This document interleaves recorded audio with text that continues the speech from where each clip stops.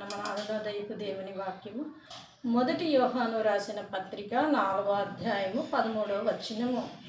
ప్రేమ దేవుని యందు సంపూర్ణమగును, దీని వలన మనము ఆయన యందు నిలిచి ఉన్నామని, ఆయన మన యందు నిలిచి ఉన్నాడని మనం తెలుసుకొని ఉన్నాము.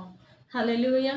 చూడండి, ఇక్కడ యోహాను మరలా రాస్తూ ఉన్నాడు మొదటి పత్రికలో, ఏ మానవుడు ఎప్పుడూ దేవుని చూడలేదట, కానీ అలాంటి దేవుడు మన యందు ప్రేమ ఉన్నాడని తెలియచేస్తూ ఉన్నాడు. కనుక చూడలేని మనకి, దేవుని చూడలేని మనకి ఆయన మన కన్నులకి చూసే భాగ్యాన్ని ఇచ్చారు. ఆయన యందు ఆ ప్రేమను ఆయన సిలువలో వ్యక్తపరిచారు.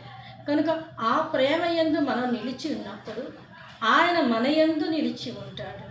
అప్పుడు మనం క్రీస్తు స్వభావం కలిగి ఉంటాం. లోకానికి, ఇరుగువారికి, పొరుగువారికి నిన్ను వలె నీ పొరుగువారిని ప్రేమించు అన్న మాట, ఆజ్ఞ మనము కనుపరచగలుగుతాము.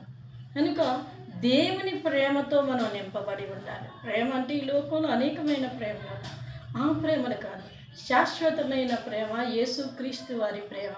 ఈరోజు ఉండి రేపు వెళ్ళిపోయే ప్రేమ కాదు, నిత్యం నీతో ఉండే ఆ ప్రేమ. ఆ ప్రేమ యందు నువ్వు నిలిచి ఉన్నప్పుడు ఆ ప్రేమైన యేసుక్రీస్తు వారు నీలో నిలిచి ఉంటారు. కనుక ఆ ప్రేమను నువ్వు నీలో నిలిచి ఉండాలి అంటే నీ ఇరుగు వారికి, పొరుగు వారికి, నీ బంధువులకి, నీ స్నేహితులకి యేసుక్రీస్తు వారి ప్రేమ. అంతేకాకుండా నిన్ను దూషించే వారికి, హింసించే వారికి కూడా ఆయన ప్రేమను నువ్వు కనుపరిచినట్లయితే ఆ ప్రేమను చూసి వారు సిలువ తట్టు తిరుగుతారు. ప్రభు అయిన యేసుక్రీస్తు వారు ఎంత గొప్పవారు, ఆయన ప్రేమ ఎంత గొప్పదో నీలో యేసుక్రీస్తు వారిని చూసి వారు దేవుని యందు ఆనందించి వారు రక్షింపబడతారు. అప్పుడు ఆ ఆత్మను పరలోకానికి చేర్చే వ్యక్తిగా నువ్వు మారుతావు. కనుక ప్రియమైన దేవుని బిడ్డ, నువ్వెవరైనా సరే యేసుక్రీస్తు వారి ప్రేమను ధరించుకో. ఎదుటి వారికి ఆ ప్రేమను రుచి చూపించు.